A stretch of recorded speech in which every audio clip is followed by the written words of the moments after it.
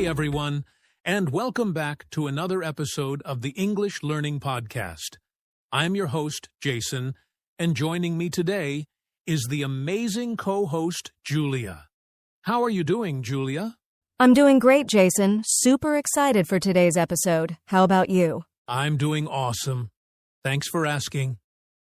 All right, listeners, today we have something special lined up for you. We're diving into the world of real talk, real English fluency. And if you've been working hard on your English, you've probably noticed that it's not just about learning grammar rules or memorizing vocabulary. It's also about speaking naturally, like a native speaker. Exactly. It's about using real, everyday English that people actually speak. The phrases you hear in movies, at coffee shops, or on the street. That's what makes you sound fluent. And that's what we're going to talk about today. We're going to break it all down for you today. How to speak more naturally in English, common mistakes that block fluency, and how to practice speaking confidently without worrying about being perfect. But before we get started, let's do a little warm-up. Julia, let me ask you, what's one common phrase or expression you use in English that makes you sound fluent? Oh, I'd definitely say, "What's up?" It's a casual, natural way to ask how someone is, and you hear it all the time in conversations, right? Exactly. It's one of those phrases that you can use in almost any informal situation. And that's the beauty of real talk. It's all about sounding natural and fitting in with the conversation, not just memorizing textbook phrases. Right, Jason. So, if you're learning English and you've ever felt like you're not quite there yet in terms of fluency, don't worry. We're here to help. We'll share some tips on how you can start speaking English in a more fluent, natural way today. So, grab a seat, get comfortable, and let's dive into today's topic. Real talk, real English fluency. We're going to explore how you can sound more like a native speaker and how you can use real English in your daily conversations. Let's get started. All right, let's jump right into it. Why does real talk matter so much when it comes to improving your English fluency? Julia, what's your take on this? Well, Jason, if you think about it, most of the English we learn in textbooks is pretty formal, right? We focus a lot on grammar rules and structured sentences, but when you listen to native speakers or even just everyday conversations, it's a whole different world. That's so true. It's the kind of language you hear on the streets, in movies, or at the coffee shop. Phrases like, "What's up?" or "How's it going?" They're super casual and not something you'd find in a textbook. Exactly. And that's why learning real talk is so important. If you only learn formal English, you might find yourself stuck when trying to have casual conversations with native speakers. You'll know the words, but you might not sound natural or confident. Right. And let's not forget that real talk also helps you understand the culture. Language and culture are deeply connected. When you use real English, you're also tapping into the social context of the language. It's not just about words. It's about fitting in, connecting with people, and understanding the flow of a conversation. Exactly. Think about slang, idioms, and expressions that native speakers use all the time. Things like, "no worries," or "I feel you." These are phrases that help you sound more natural and show you understand the culture, not just the language. Exactly. And speaking of phrases, let's talk about a few that are commonly used in real conversations. For instance, "What's up?" or "How's everything going?" These aren't questions that expect a long answer. They're simply ways of checking in casually with someone. But learners might get confused and start overthinking. Should I answer with a complete sentence? Should I say, "Everything is fine"? I see what you mean. The trick is, when someone asks, "What's up?" you don't have to give a long, detailed answer. A simple, "Not much, just relaxing," or "All good, how about you?" is perfect. It keeps the conversation flowing without overthinking it. Yeah. And that's the beauty of real talk. It helps you speak more freely and comfortably. You can be confident in using these everyday phrases without feeling like you need to know every grammar rule or vocabulary word. And think about it. When you start using real talk, people are going to notice. It shows you're not just focused on being correct, you're focused on being natural, which is what really makes you sound fluent. That's right.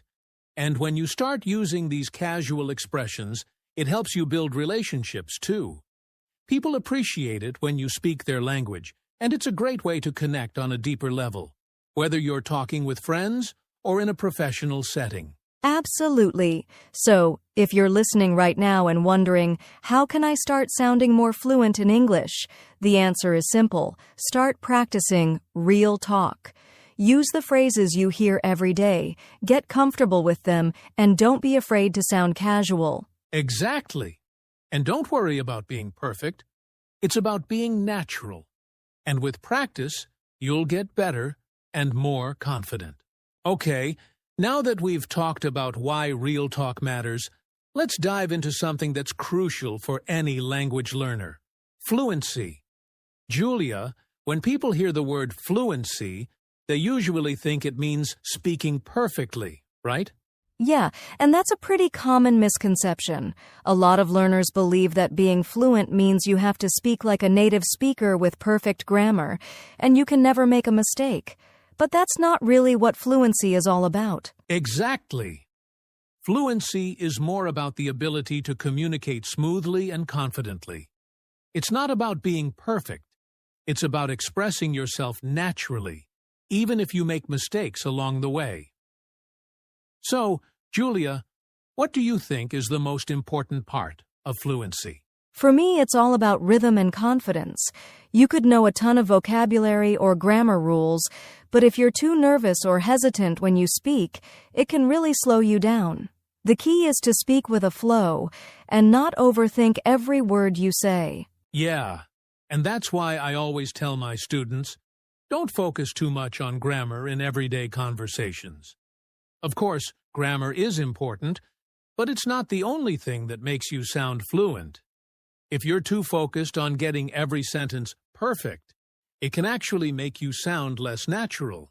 Exactly. So many learners get caught up in trying to use complex sentences or perfect grammar, but in real conversations, native speakers often use simple sentences and contractions.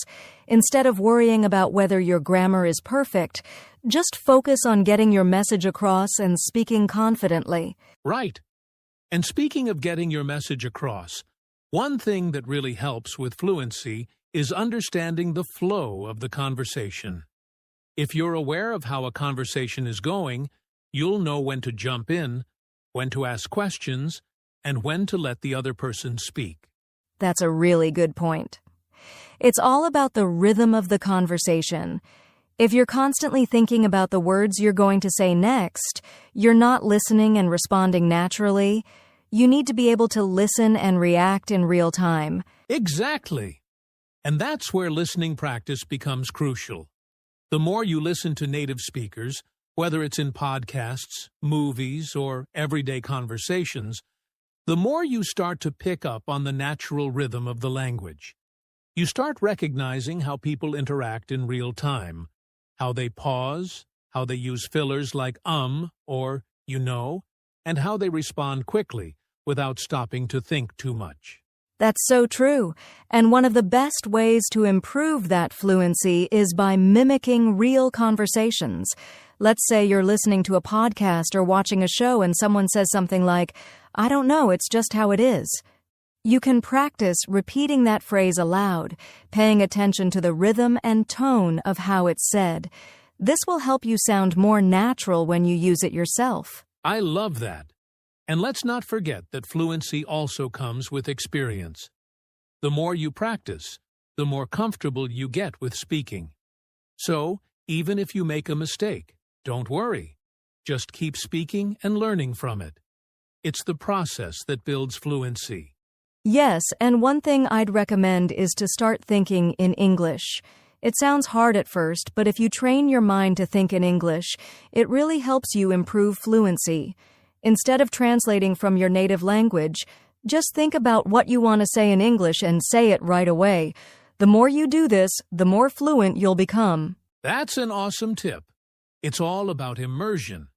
The more you surround yourself with English, the more natural it becomes. And remember, fluency isn't about speaking perfectly. It's about feeling comfortable and confident in your ability to communicate. Exactly. And the key to fluency is practice. Whether you're speaking with a friend, listening to a podcast, or even talking to yourself in English, every bit of practice helps you get closer to your goal of fluency. So, for our listeners, don't stress about being perfect. Focus on speaking with confidence. Keep practicing, and over time, you'll notice your fluency improving. It's all about the flow of the conversation and getting comfortable with the language. Right, Jason. Fluency isn't about perfection, it's about expression. So don't be afraid to speak and make mistakes along the way. All right, now that we've talked about what fluency is and why real talk matters, let's move on to something really important: the common mistakes that block fluency. We all make mistakes when learning a language, but some habits can really slow down your progress. Julia, what do you think is one of the biggest mistakes learners make when trying to sound more fluent? Oh, for sure. Overthinking every word. So many learners get caught up in making sure their grammar and vocabulary are perfect that they end up hesitating or pausing too much when speaking. That's a huge one. And it's so understandable, right? We're taught from a young age to focus on accuracy. And then, when we get into real conversations, it feels uncomfortable to let go of that need for perfection. Exactly. And this hesitation can make you sound less confident, even if you know exactly what you want to say. So the key here is to stop overthinking and just let the words flow. It's okay to make mistakes, but the goal is to communicate, not to be perfect. Totally. Another common mistake I see is not using contractions. Native speakers use contractions all the time. You'll hear things like, I'm your didn't and can't, instead of saying, I am, you are did not, or cannot. It sounds more natural and fluid when you use contractions in your speech. Yes, and a lot of English learners feel like they're being too casual or incorrect when they use contractions. But the reality is that they're an essential part of sounding fluent. In fact, not using contractions can actually make you sound more rigid and less natural. Exactly. So, if you're not already using contractions, start incorporating them into your speech. It's a great way to make your English sound more natural. Another big mistake is being afraid to use slang or informal expressions. A lot of learners are nervous about using slang because they think it might be too casual or inappropriate. But in reality, slang and informal expressions are a huge part of everyday conversation, and learning them can really boost your fluency. That's right. I always tell my students, if you don't use slang or idiomatic expressions, you'll sound like a robot.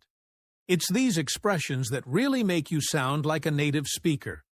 For example, when someone says, I'm feeling down, they're not just saying they're sad, they're using a common idiomatic expression. Exactly. And think about phrases like, what's up? Or no worries. These kinds of expressions are everywhere in casual English, so don't be afraid to use them. They help you sound more approachable and fluent. Right. But here's another mistake that often gets overlooked: using the wrong level of formality. In certain situations, you might be speaking with a colleague or in a professional setting, and you need to sound polite and formal. But in casual conversations with friends, you need to switch to a more relaxed style. Not adjusting your tone and formality can make you sound a bit stiff or out of place. That's so true. For example, if you're at work and you say, hey, can you assist me with this project? It might sound a little too formal for the situation, but if you say, hey, can you help me with this project? It sounds much more natural. Exactly. It's all about knowing when to be formal and when to relax your tone. Understanding the context of a conversation will help you speak more naturally and fluently. And lastly, one big mistake is not practicing speaking enough. A lot of learners spend a lot of time studying grammar and vocabulary, but neglect speaking practice. You can't expect to become fluent if you're not actually speaking in real situations. That's a big one, for sure. Speaking is the most important skill to develop if you want to sound fluent. Whether it's having a conversation with a friend, recording yourself, or even talking to yourself, every little bit of speaking practice helps you get closer to fluency. Definitely. The more you practice, the more comfortable you'll become with using English naturally. So don't be afraid to speak, even if you're not perfect yet. Every conversation is a step towards fluency. So, to recap, the biggest mistakes blocking fluency are overthinking every word, not using contractions, avoiding slang, not adjusting your formality, and not practicing speaking enough. But don't worry, these are all things you can work on with practice. Exactly. Don't get discouraged by these mistakes. They're a part of the learning process. Just keep practicing and you'll see improvements in your fluency. All right, Julia, we've covered some of the mistakes that block fluency. But now let's get into one of the most effective ways to improve: real-life conversations. Because let's be honest, all the grammar books in the world won't make you fluent unless you practice speaking in real situations, right? Absolutely, Jason.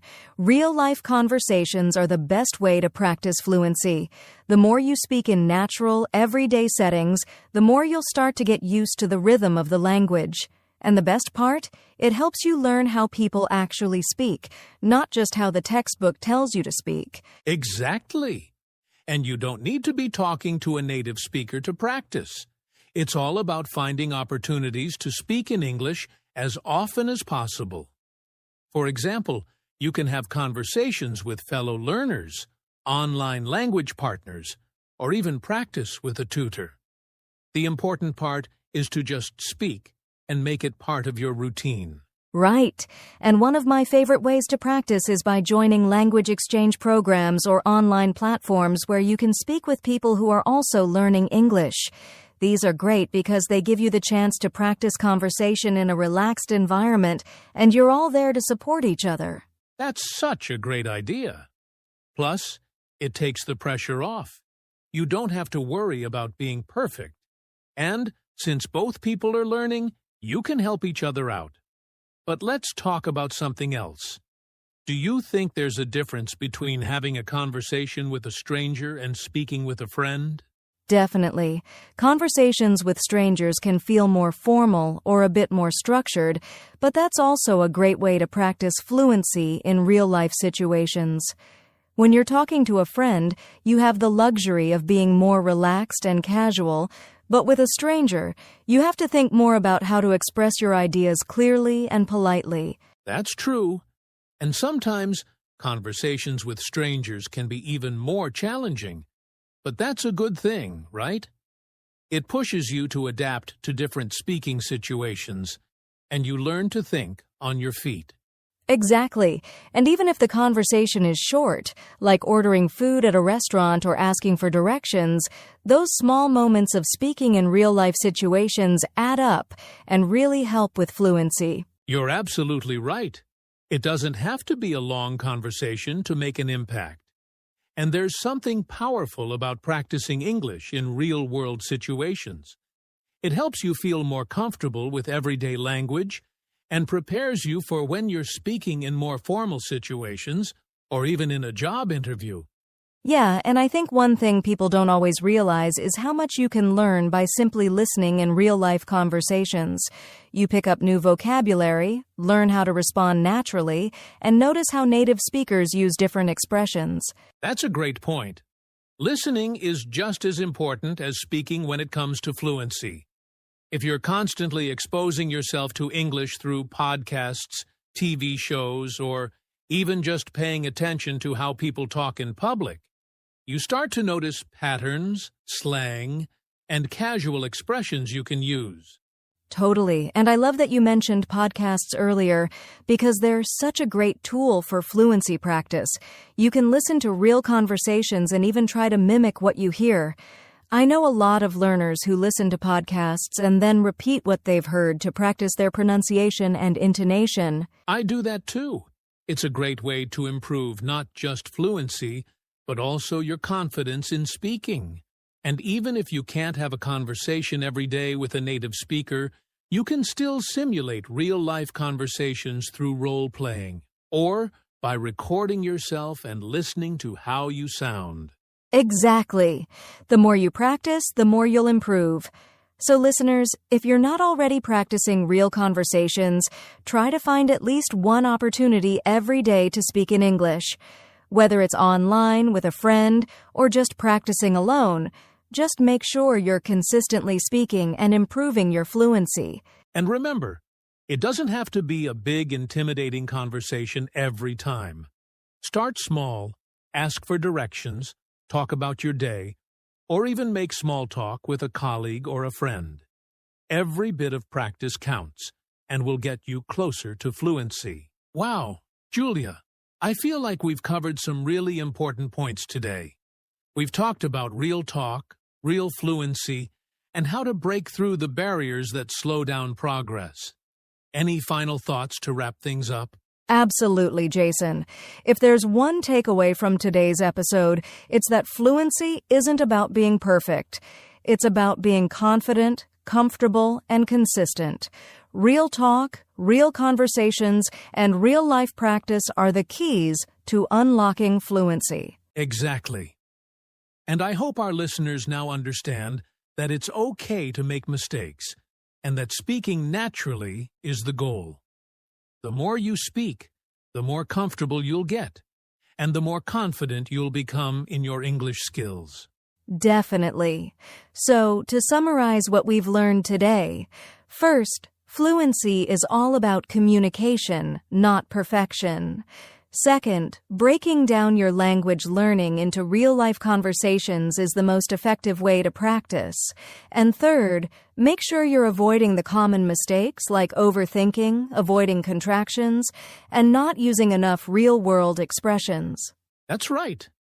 And remember, fluency takes time.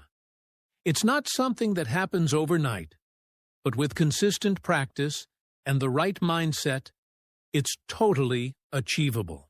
And speaking of practice, we encourage you to find as many opportunities as possible to speak in English every day. Whether it's with a friend, a language partner, or just practicing on your own, every conversation counts. So, here's your action plan, listeners. Start incorporating more real talk into your daily routine. Don't be afraid to make mistakes. Use contractions, practice listening, and make the effort to speak as much as you can. And remember, every little bit of practice adds up. That's right, Jason, and don't forget you've got this. Fluency is a journey, not a destination. So keep going, keep practicing, and most importantly, enjoy the process. Exactly. So that's it for today's episode of the English Learning Podcast. Thanks for tuning in, and we'll see you next time with more tips to help you become a fluent English speaker.